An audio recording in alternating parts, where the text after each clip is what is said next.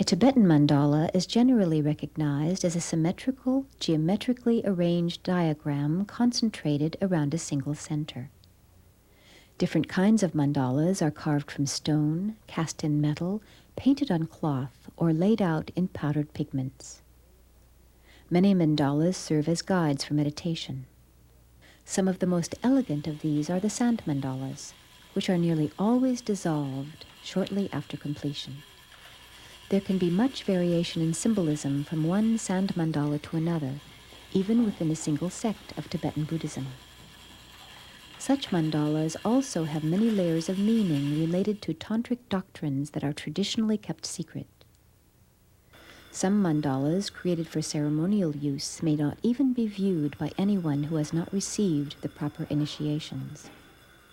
The initiate must prepare several days for this experience. It is interesting to note that certain precautions must be taken to differentiate a public mandala, such as this one, from a sacred ceremonial mandala. The cardinal directions of this mandala will not be lined up accurately, and some deliberate flaws will be figured into the design. These variations may not be readily apparent to the untrained eye, but are of great significance to the mandala itself. Among other things, this mandala depicts a three-dimensional celestial palace, complete with architectural details and 4 towering gates. The primary deity here is Chenrezig, the bodhisattva of limitless compassion.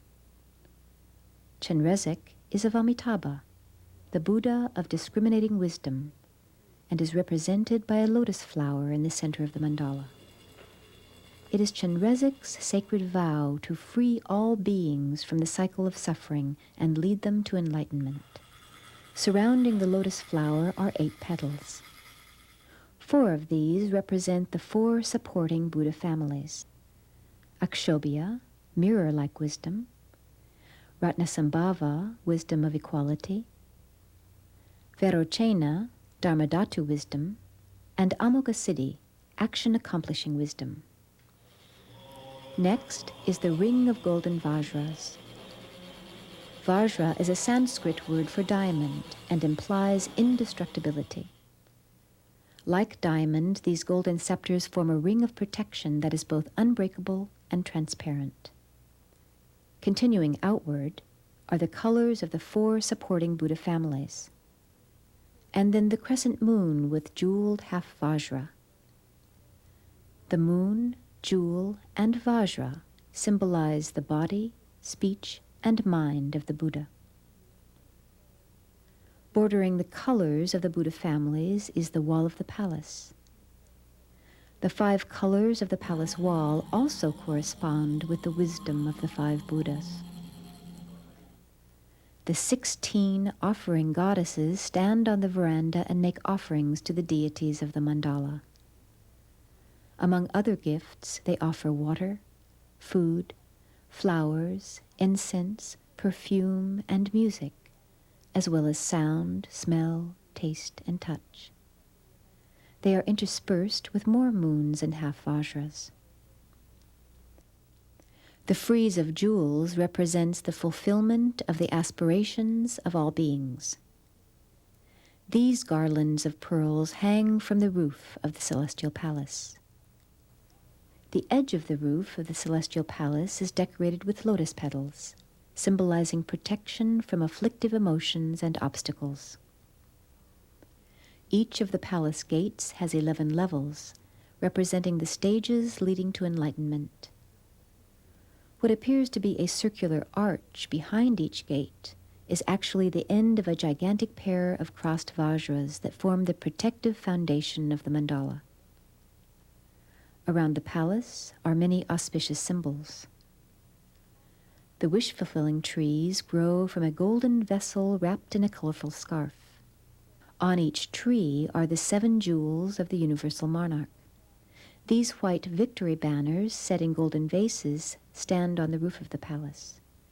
Each is topped by a jeweled half vajra. On the corners of the palace stand the precious sacred umbrellas, protecting against illness, obstacles, and harmful forces.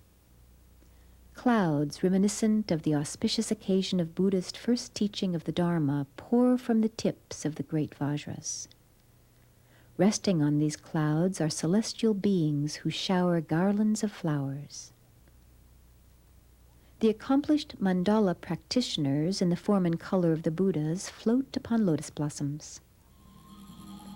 The 64 lotus petals represent 64 levels of mental purification. Then another ring of golden vajras. This ring protects the sacred space from the distractions of the outer world. And finally, the ring of fire, which purifies the meditator by burning away distraction and mental confusion.